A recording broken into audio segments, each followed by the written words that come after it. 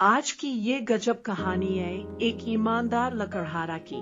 चलिए सुनते हैं। हरियाणा के छोटे से गांव गोद में एक गरीब लकड़हारा रामू रहता था। वह रोज जंगल में जाकर लकड़ियां काटता और उन्हें बाजार में बेचकर अपना गुजारा करता था। रामू ईमानदार और मेहनती था, लेकिन उसकी गरीबी कभी खत्म नहीं होती थी। एक दिन वह जंगल में पेड़ काट रहा था। अचानक उसका कुल्हाड़ी हाथ से छूटकर पास की गंगा नदी में गिर गई। गंगा गहरी थी और रामू को तैरना नहीं आता था। वह घबरा गया और जोर जोर से रोने लगा, हे भगवान, मेरी कुल्हाड़ी के बिना मैं अपने परिवार का पेट कैसे भरूंगा। रामू की सच्चाई और परेशानी देखकर भगवान विष्णु नदी से प्रकट हुए। उन्होंने पूछा, राहु, तुम क्यों रो रहे हो?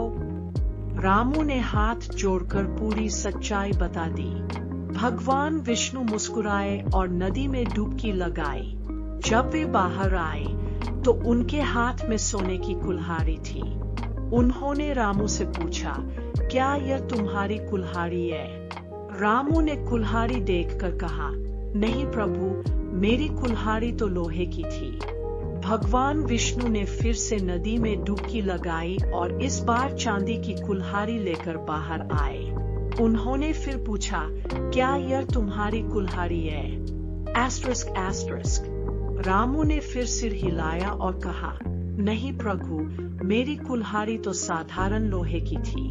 अब भगवान विष्णु मुस्कुराए और तीसरी बार नदी में डुबकी लगाई। जब वे बाहर आए तो उनके हाथ में रामू की असली लोहे की कुल्हाड़ी थी। उन्होंने पूछा, क्या यही तुम्हारी कुल्हाड़ी है? एस्टरिस्क एस्टरिस्क खुशी से जूझा और बोला, हाँ प्रभु, यही मेरी कुल्हाड़ी है। रामू की ईमानदारी देखकर भगवान विष्णु बहुत प्रसन्न हुए। उन्होंने इनाम में उसे सोने और चांदी की दोनों कुल्हाड़ियां भी दे दी। रामू खुशी खुशी कर लौटा। अब वह अमीर हो गया था, लेकिन उसने अपनी सादगी और ईमानदारी नहीं छोड़ी। उसने गरीबों की मदद की और अपने गांव में एक बड़ा धर्मशाला बनवाया। उसकी ईमानदारी की कहानी दूर दूर तक फैली और लोग आज भी उसे एक आदर्श मानते हैं। इस कहानी से हमें ये सीख मिलती है कि ईमानदारी का फल हमेशा मीठा होता है, यदि हम सच्चाई और अच्छाई का साथ देते हैं तो भगवान की हमारी मदद करते हैं।